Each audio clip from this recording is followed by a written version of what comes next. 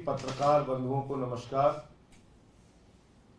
मैं बार बार ये कहता हूं कि भारतीय जनता पार्टी को भ्रष्टाचार से कोई परहेज नहीं है, बल्कि भ्रष्टाचार की सबसे बड़ी संरक्षक पार्टी कोई अगर है तो वो है भारतीय जनता पार्टी। ये बात इलेक्टोरल बॉन्ड में भी सामने आ गई। ये बात इस बात से भी साबित होती है कि अपने चंद पूंजीपति दोस्तों का भारत की सरकार ने और प्रधानमंत्री जी ने 15 लाख करोड़ रुपए माफ किया। 3.5 लाख करोड़ रुपए बैंकों के सेटलमेंट के जरिए चंद पूंजीपतियों का माफ किया गया। लेकिन उससे भी बड़ा मामला जो पूरे देश को हैरान कर देगा, पूरे देश को अचंभित कर देगा कि जिस 2G के खिलाफ खुद भारतीय जनता पार्टी के लोग चौराहे चौराहे पे, गली मोहल्ले में भारत के प्रधानमंत्री से लेकर पूरी पार्टी तक आंदोलन कर रही थी, प्रदर्शन कर रही थी, आवाज उठा रही थी और बार बार ये कह रही थी कि ये तरीका ठीक नहीं है। फर्स्ट कम फर्स्ट सर्विस की, फर्स्ट कम फर्स्ट सर्व की जो पॉलिसी है वो गलत है, यही आरोप था। और 2012 में माननीय सर्वोच्च न्यायालय का ऐतिहासिक जजमेंट आया, ऐतिहासिक जजमेंट। उन्होंने कहा कि स्पेक्ट्रम जो बांटे जाएंगे, उसके लाइसेंस जो बांटे जाएंगे, उसकी नीलामी होनी चाहिए, उसका ऑक्शन होना चाहिए, उसको फर्स्ट कम फर्स्ट सर्व के बेसिस पे नहीं देना चाहिए।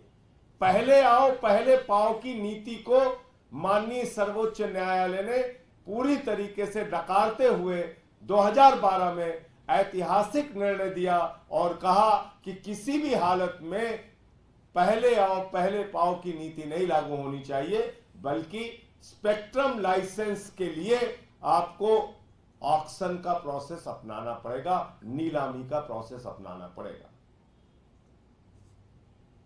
लेकिन मोदी जी और उनकी सरकार, भारत के प्रधानमंत्री पूरे देश के सामने आज बेनकाब हो गए।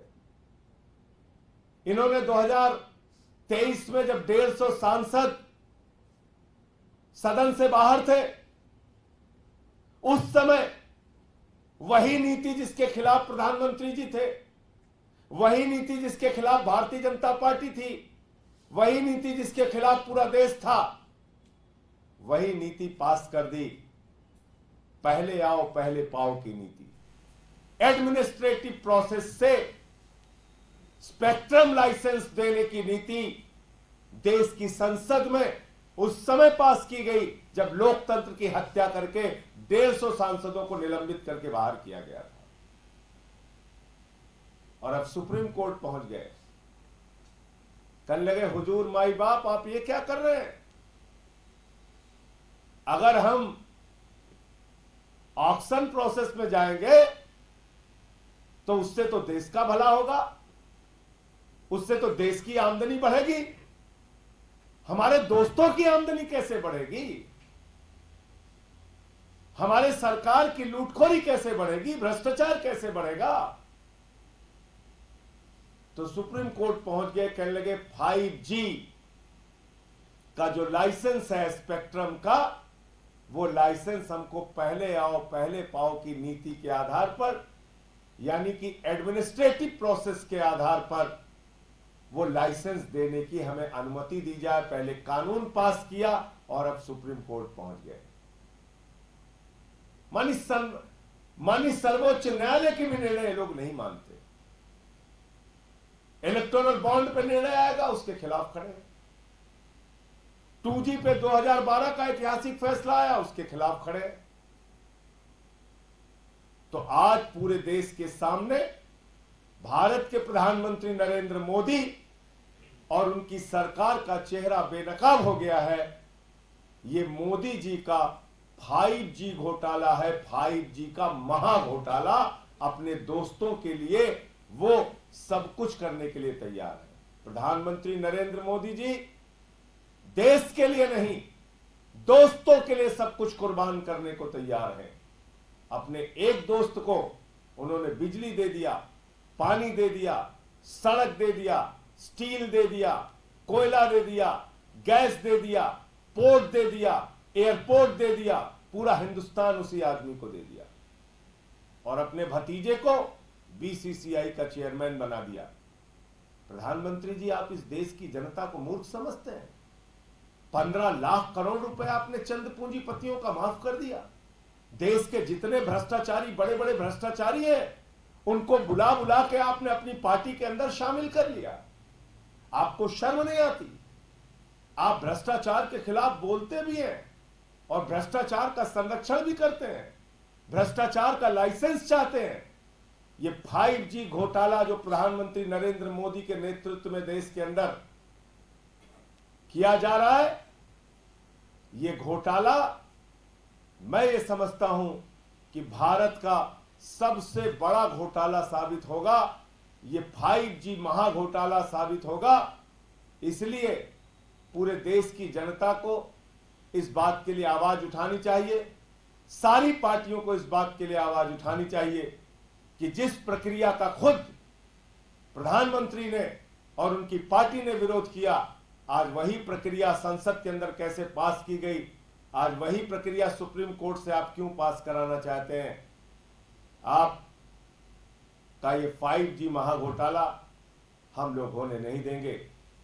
और आपका ये दोहरा चरित्र अब पूरे देश के सामने आ गया है।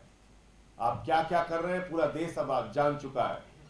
3.5 लाख करोड़ रुपए बैंकों का सेटलमेंट करने के नाम पर आपने चंद पूंजीपतियों का माफ कर दिया। और ये वीडियो आप लोग जरूर देखिए। भारत के प्रधानमंत्री ने अजीत पवार के बारे में क्या कहा था।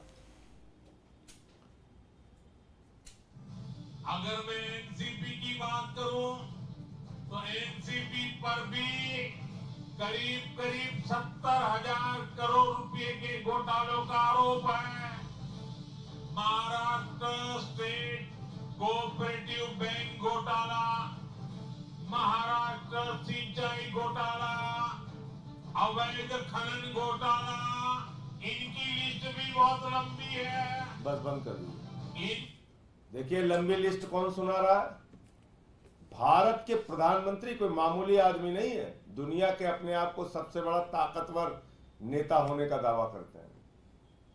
ये दुनिया के सबसे बड़े नेता नहीं है, ये दुनिया के सबसे बड़े भ्रष्टाचारियों के संरक्षक है। भारत के प्रधानमंत्री दुनिया के सबसे बड़े भ्रष्टाचारियों के संरक्षक। और ये आप देखिए, ये कोऑपरेटिव बैंक घोटाले में अजीत पवार और उनकी पत्नी सुनेत्रा पवार और उनके नेफ्यू तीनों को क्लीन चिट मिल गई।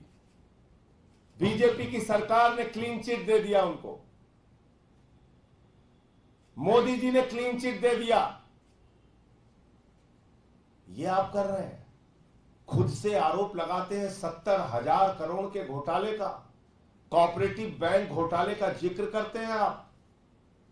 इसका जवाब कौन देगा? प्रधानमंत्री जी। तो इसलिए ये बात अब देश के सामने आ गई है कि देश के सारे संसाधन लूटकर, भ्रष्टाचार करके प्रधानमंत्री जी अपने चंद दोस्तों को देना चाहते हैं। और ये 5G का महाघोटाला, इसको करने के लिए सुप्रीम कोर्ट तक पहुंच गए हैं। आपके कोई प्रश्न हो तो आप पूछ सकते हैं।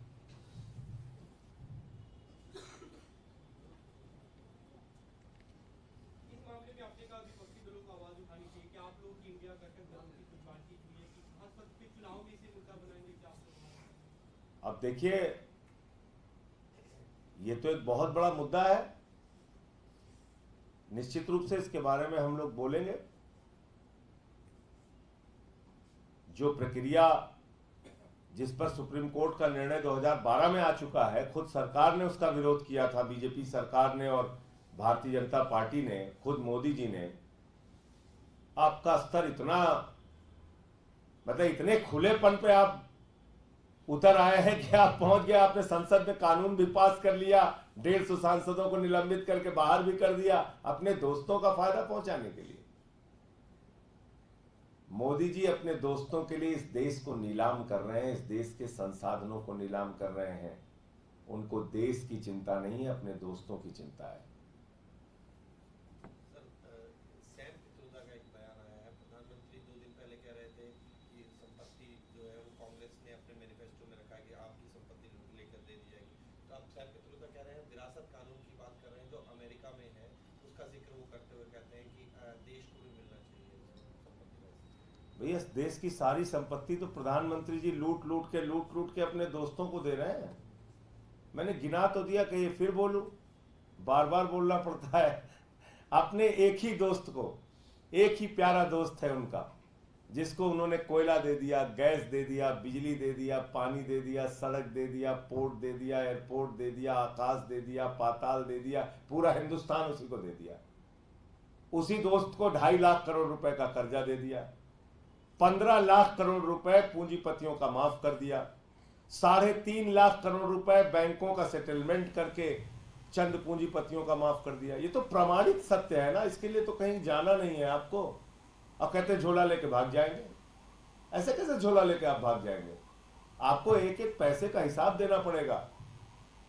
और जिस दिन इंडिया गठबंधन की सरकार बनेगी, ये 15 लाख करोड़ रुपए की डकैती जो इस देश की जनता के ऊपर डाली गई है, अपने दोस्तों का जो उन्होंने कर्जा माफ किया है, टैक्स माफ किया है, और जो 3.5 लाख करोड़ रुपए बैंकों का कर्जा माफ किया है अपने दोस्तों का, इसका सब का एक एक करके हिसाब होगा और वो सारा का सारा पैसा इन बेईमानों से वापस लिया जाएगा।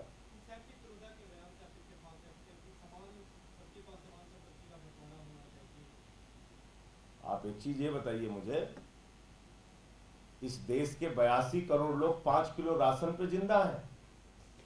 82 करोड़ लोग, किसान आत्महत्याएं कर रहा है, 1.5 करोड़ नौजवान पेपर लीक से उसकी जिंदगी बर्बाद हो गई।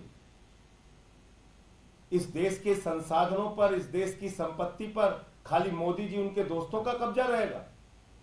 बताइए ना मुझे। मैं किसी के बयान पर कोई टिप्पणी नहीं करना चाहता, लेकिन मैं भारत के प्रधानमंत्री से सवाल पूछता हूं, देश की जनता के 15 लाख करोड़ रुपए के ऊपर डकैती कैसे डाली आप लोगों ने? 3.5 लाख करोड़ रुपए अपने दोस्तों का बैंक का कर्जा क्यों माफ किया आपने?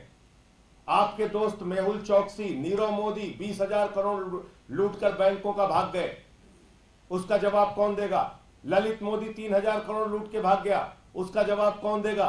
6,000 करोड़ नितिन संदेशरा लेके भाग गया, उसका जवाब कौन देगा? 10,000 करोड़ रुपए विजय माल्या लेके भाग गया, उसका जवाब कौन देगा? आपने इस देश की जनता को मूर्ख समझ रखा है। जितने बेईमान चोर हैं पूरे देश के, उनको अपनी पार्टी में शामिल करके आप उनको क्लीन चिट देते जा रहे हैं। कहीं ईडी का क्लीन चिट, कहीं सीबीआई का क्लीन चिट, कहीं ईओडब्ल्यू का क्लीन चिट, और फिर आप भ्रष्टाचार के खिलाफ भी बोलेंगे।